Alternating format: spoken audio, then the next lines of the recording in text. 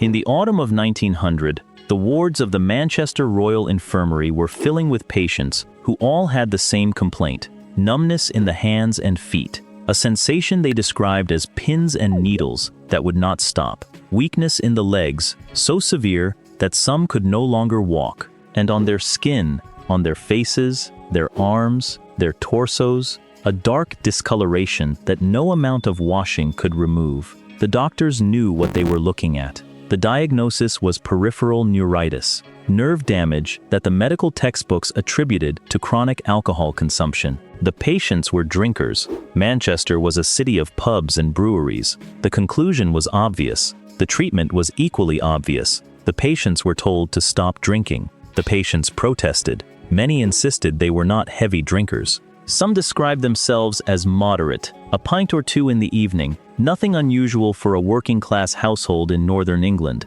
The doctors did not believe them. In the medical culture of the era, patients who denied excessive drinking were, almost by definition, unreliable. The diagnosis stood. The wards kept filling, and nobody looked any further, because the answer was obvious. And in 1900, the obvious answer was the only one anyone thought to check. What no one recognized, what the archives would later reveal had been happening for years, was that the patients were telling the truth. They were not drinking too much, they were drinking something contaminated with one of the most well-known toxic substances in the history of chemistry, and the system that should have caught it had missed it entirely, because everyone assumed they already knew the answer. And the answer they assumed placed the blame on the patient, not on the product. The substance was arsenic. It was in the beer, and it had arrived there through the sugar. Beer was not merely a beverage in Victorian England. It was the national drink, consumed at every meal, in every social class. The brewing industry was enormous and fiercely competitive.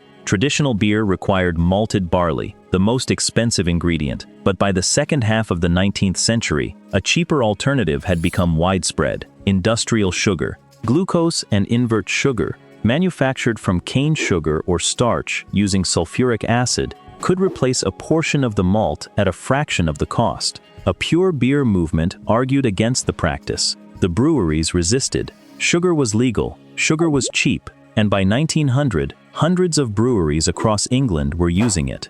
One of the largest sugar suppliers serving northern England was a company called Bostock & Company, based near Liverpool. Bostock produced glucose by treating cane sugar with sulfuric acid, a standard industrial process. The acid was supplied by a chemical manufacturer called John Nicholson & Sons. Nicholson produced the acid from iron pyrite, fool's gold, a mineral rich in sulfur, but the pyrite also contained arsenic as a natural impurity. When it was processed into acid, the arsenic was not removed. It became part of the acid. The contaminated acid went to Bostock. Bostock used it to make sugar. The sugar went to the breweries. The beer went to the pubs. Pyrite to acid, acid to sugar, sugar to beer, beer to customers. And at no point in the chain did anyone test anything for arsenic, because no one expected it to be there, and no regulation required anyone to check. If you've been watching this channel, you know that the phrase, "no regulation required anyone to check," is where every story on this channel begins to turn. Subscribe if you haven't, because the chain of contamination in this story goes deeper than anyone in 1900 imagined. Here's a question for the comments. Have you ever assumed a product was safe simply because it had always been there? The arsenic in the finished beer was not concentrated enough to cause acute poisoning, the rapid, violent illness that could be recognized immediately. It was concentrated enough for something worse: chronic poisoning, accumulating over weeks and months of regular consumption, producing symptoms that mimicked a condition doctors already expected to see. The overlap was almost perfect. Arsenic caused nerve damage, and alcohol caused nerve damage, presented with the same numbness, the same tingling, the same progressive weakness. A doctor seeing these symptoms in a beer drinker had no reason to look further. The textbook had the answer. The diagnosis wrote itself. And so, for months, and, as the subsequent investigation revealed, for years before the epidemic was recognized, doctors across Manchester had been diagnosing arsenic poisoning as alcoholism. They had been sending patients home to continue drinking the product that was making them sick. The man who broke the pattern was a physician named Ernest Septimus Reynolds. Born in Manchester in 1861, Reynolds was a clinician at the Manchester Royal Infirmary and the Crumpsall Workhouse Infirmary, treating the city's poorest patients, the ones who could not afford private care. He was, by temperament, the kind of doctor who read the patient before reading the textbook. Where his colleagues saw a familiar diagnosis and moved on, Reynolds lingered. He asked questions. He looked for the details that didn't fit. In the late summer of 1900, Reynolds noticed something troubling. Peripheral neuritis cases had increased sharply, from roughly 1% of admissions in previous years to nearly 25%. 1 in 4 patients arriving at the infirmary was exhibiting signs of nerve damage. The wards were running out of beds, outpatient clinics were overwhelmed, and the patients kept arriving from Salford, from Ancoats, from the factory districts surrounding the city center. The standard diagnosis was alcoholism. The standard response was moral judgment. Patients who presented with nerve damage were assumed to have brought it upon themselves, and those who denied heavy drinking were considered unreliable, their denial interpreted as further evidence of the problem they were denying. The medical establishment had a cause it was confident about and a treatment that required nothing from the system except telling the patient to change. But Reynolds was unsatisfied. The patients he was seeing did not uniformly fit the profile of chronic alcoholics. Many were women, unusual for a condition attributed to heavy drinking in a society where men consumed far more alcohol per capita. Some reported consuming only modest amounts of beer, a pint in the evening, a glass of stout with dinner. Others denied heavy drinking entirely. As the numbers climbed week after week, Reynolds began to consider a possibility his colleagues had dismissed, that the patients might be telling the truth and that something other than alcohol was responsible. What separated Reynolds from the other physicians was not different tools, it was different questions. Instead of asking why so many people were drinking themselves into nerve damage, he asked what else could produce the same symptoms. And when he examined his patients closely, with the attention to detail that would later earn him a professorship at the University of Manchester, he found symptoms that did not belong in the textbook picture of alcoholic neuritis. His patients had conjunctivitis, inflammation of the eyes that was not a standard feature of alcohol-related damage. They had a distinctive darkening of the skin that no amount of alcohol could explain, and some had developed herpes zoster, a painful skin condition that Reynolds knew from the toxicology literature was specifically associated with one class of toxic exposure, arsenic. Reynolds ordered samples of the beer his patients had been drinking. The results confirmed what his clinical observation had suggested: arsenic in quantities sufficient to cause chronic poisoning in anyone who drank it regularly, even in the modest amounts his patients had described. Reynolds published his findings in the British Medical Journal in November 1900, in a paper titled An Epidemic of Peripheral Neuritis Amongst Beer Drinkers in Manchester and District. The paper caused a national sensation. Within days, physicians across northern England tested their own patients' beer. In Liverpool, arsenic. In Salford, arsenic. In Leeds, in Staffordshire, across the Midlands, arsenic. Bostock & Company had supplied glucose to approximately 200 breweries. The contamination stretched across a vast swath of the country. Over 6,000 people were confirmed to have been poisoned. At least 70 died. The true toll was almost certainly higher. Deaths attributed to alcoholism before Reynolds's discovery were never systematically re-examined. If you're still here, hit subscribe, because what the investigation uncovered next revealed that the problem was far older than anyone had been willing to see. Here's a question. Have you ever been told a problem was your fault, only to discover the real cause was something no one had thought to check? The response was immediate and dramatic. The city's medical officer of health, Dr. James Niven, issued public warnings through every channel available: newspapers, street notices, word of mouth through the pub networks that had distributed the contaminated beer in the first place. The contaminated breweries were identified one by one as testing spread across the region. Hundreds of thousands of barrels of beer, representing months of production and enormous financial investment, were emptied into the sewers. The spectacle of beer pouring through the drains of Manchester was reported in newspapers across England.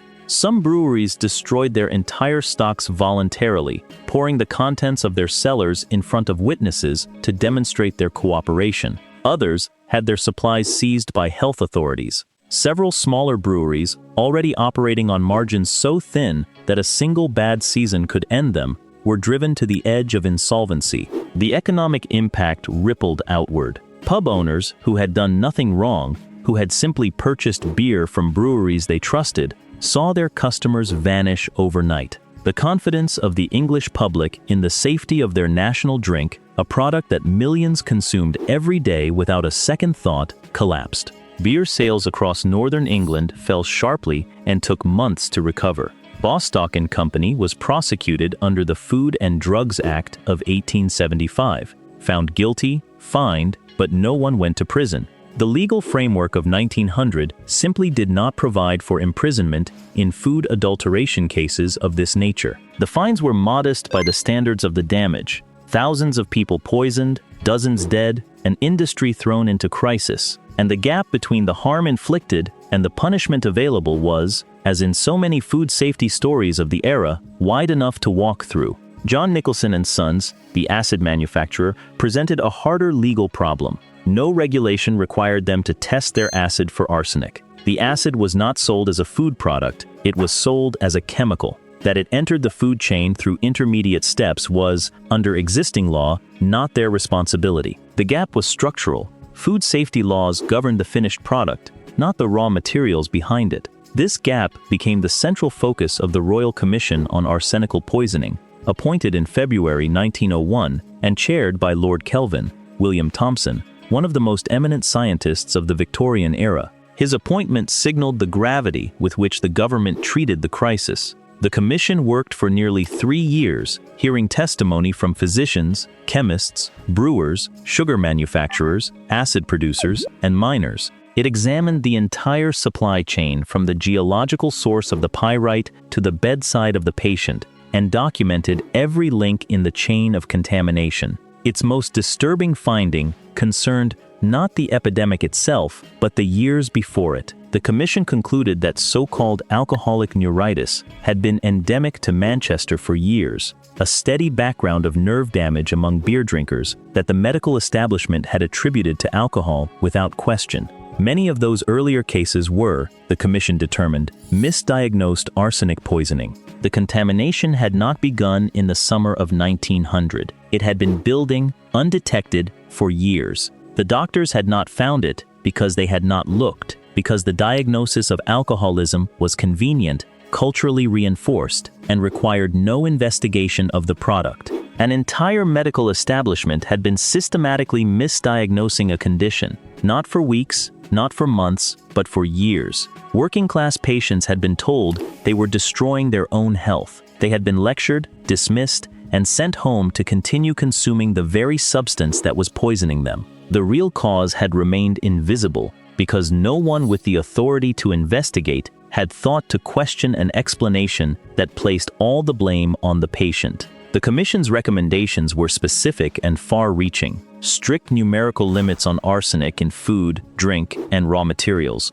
one of the earliest enforceable maximums for a specific contaminant in the history of food regulation. Sulfuric acid, used in food-grade sugar production, had to meet defined purity standards, tested and certified before sale. Manufacturers had to test every batch of sugar for contamination as a legal condition of sale. The supply chain that connected miners to acid factories, to sugar refineries, to breweries was, for the first time, subject to scrutiny at every link. And in pointed language, the Commission recommended that the medical profession reconsider its assumption that peripheral neuritis in working-class patients was, by default, the patient's fault. A diagnostic culture that blamed the patient without testing the product, the Commission stated, was a culture that could not protect the public. The recommendations were implemented. Arsenic limits became law. Testing protocols became mandatory. Suppliers of raw materials used in food production could no longer claim their responsibility ended at the factory gate. What Manchester demonstrated, and what the Royal Commission documented, was that the safety of any food product depended not just on what happened at the final stage of production, but on what happened at every stage before it. A brewer using clean water and quality hops could still produce a deadly product if one ingredient from one supplier was contaminated at a step in the chain that no one was watching. The chain was only as safe as its weakest link, and the weakest link was the one nobody tested. That principle, supply chain traceability, became the foundation of every food safety system that followed. The requirement that food producers trace every ingredient to its source is a direct descendant of the lesson Manchester learned in 1900. A contaminant can enter the food supply at a point so far removed from the final product that no one thinks to look for it there. The 6,000 survivors did not all recover.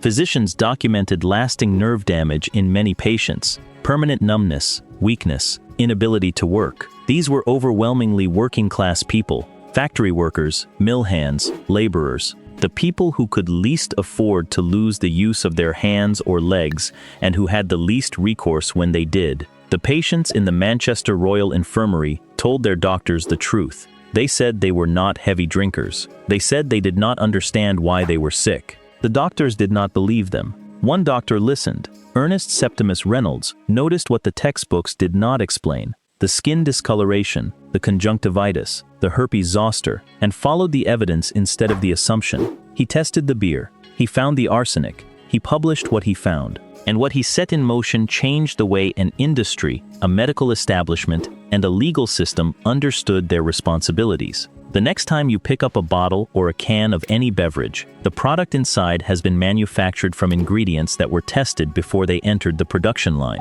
The raw materials were analyzed, the chemical purity was verified. That system of testing, invisible, routine, taken entirely for granted, exists because of a supply chain in northern England that no one tested, a sugar that no one analyzed, and a generation of doctors who spent years blaming their patients for a condition they had failed to diagnose. The testing doesn't explain itself. It simply confirms that what is inside the bottle is what is supposed to be there, because someone, more than a century ago, proved what happened when nobody checked.